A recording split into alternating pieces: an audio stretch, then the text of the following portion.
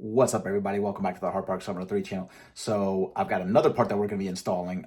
This one's for the rear. I think it's definitely going to set the rear apart.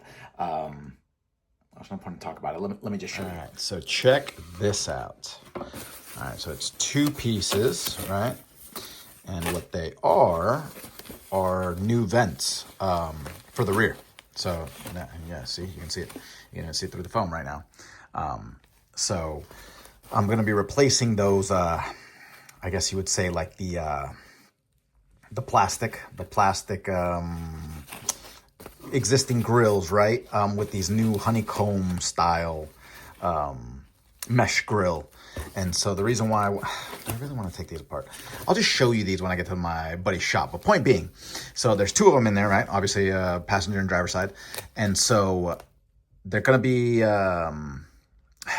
it's not even about them being more free flowing or anything like that. That's great. Yeah, that's added, that's an added bonus and added performance.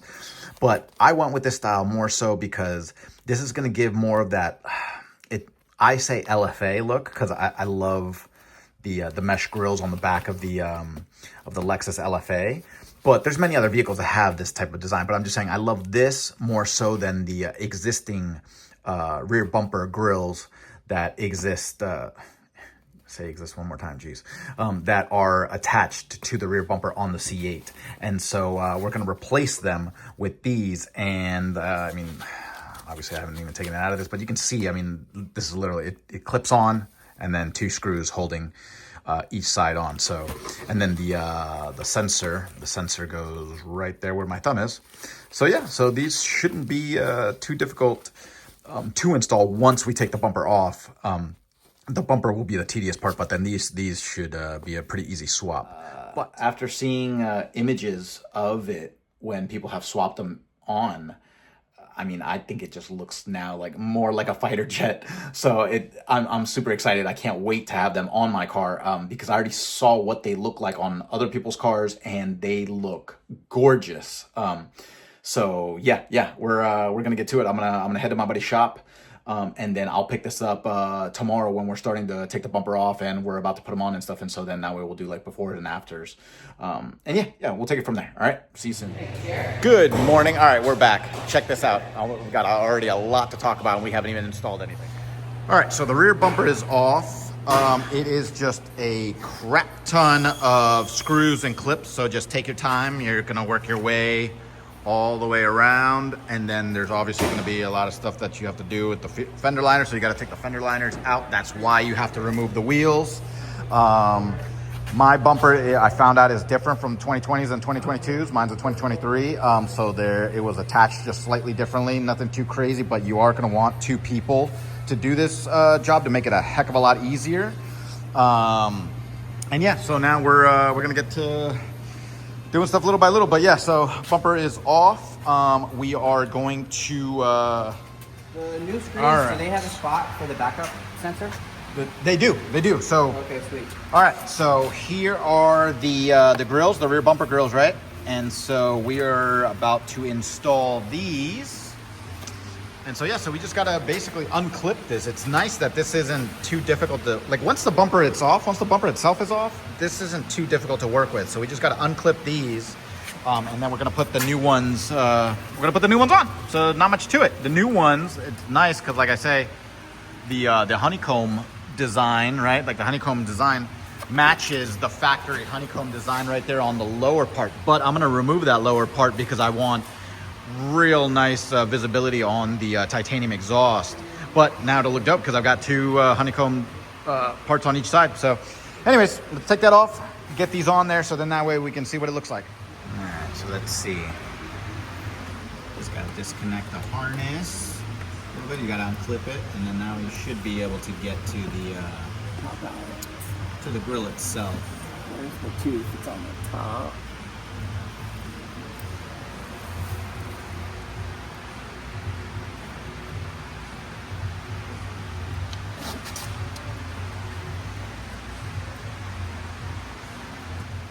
Break. All right, so the one clip that's annoying is the one up here. So just take your time taking off the top one. So There's the piece itself. That's the one that we just took off. Now let's find out which side is which. First time seeing these two because I haven't unwrapped them, obviously. So.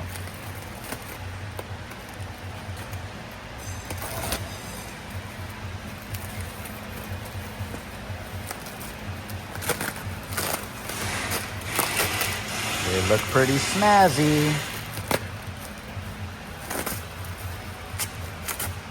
Sweet. Yeah. Yeah, looks good. So that's the inside. Yeah. And then, wait. What? This is the inside. So this is the inside. Yep. Okay, so I guess what they did is, so the inside is just matte colored, and then the outside, I guess they put a little bit of a shine to it. So that's actually kind of nice. That's thoughtful. It's nice. Looks like a nicer mesh grill. Yeah, that's awesome. Actually, I'm really surprised by that. That's cool. That looks great. Yeah, look at that.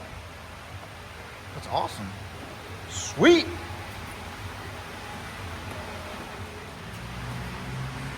Yeah, that's awesome. That looks amazing. And then it clipped in 2 seconds. I mean, it had no issues going on. So that means the fitment was absolutely perfect. So Quinten Racing made an amazing product right here. So now we are working on the driver's side. So yeah, I think that's what we should have done on the other side. Just kind of put a little bit of pressure from the outside right here, push down, and then pop it out. But yeah, you see like the difference between this design, the factory design, and then the other design. I mean, that other honeycomb design is just so much nicer than that right there. What? Easy peasy. So that clipped in just as easily. So I totally didn't mean to make that rhyme. But yeah, so those are on. See, that was pretty easy. That was a pretty easy swap. Factory ones were just a little difficult to remove, right? A little maneuvering and whatnot, right? Delicacy. And then these just pop right on. So yeah, that's a dope product from Quinten Racing. Yeah, that actually looks amazing. That totally, all that, like, so the bottom grill and then the two side grills, like, I mean, they match perfectly. So that's awesome. All right, well, next step, we're gonna remove the bottom honeycomb grill because like I said, I just want more exposure for the exhaust itself. It's not protecting it by any means because it's too high up. If it was further below or something, blah blah. I mean, this isn't protecting it from debris at all. So, all right, so give you a perfect comparison. So these are the ones that were on it, right? These are the OEM rear bumper grills, and then now you take it off, and now you got this. And so that looks so awesome. So we went from this, which was a little funky looking, right? This gives it a much more race feel. Look at that. That looks so good. That looks awesome. I love it. And everything is weatherproof in there anyways, because I mean, this was already open. So you don't have to worry about like spraying water in there and being like, oh, I screwed something up, because I mean, this wasn't really blocking any more water than these would. So that looks awesome. Oh, so those grills look so good. These look so proper on this vehicle. They look so good. I love them. Such a nice mesh right there. Oh, that's so dope. Definitely gives a much more race type of vibe back here. So yeah, so those are the grills. Those grills look fantastic on the back of that car. Just way better than the factory ones. I mean, look at that thing. Like, the mesh is perfect. And like I said, it would have matched perfectly with the mesh right down there, but I just wanted the exhaust fully exposed. So yeah, the mesh grills are just, you know, chef's kiss. So anyways, if you like that video, go ahead and click that like button and subscribe, and I'm going to be bringing more content to you guys soon. All right, bye.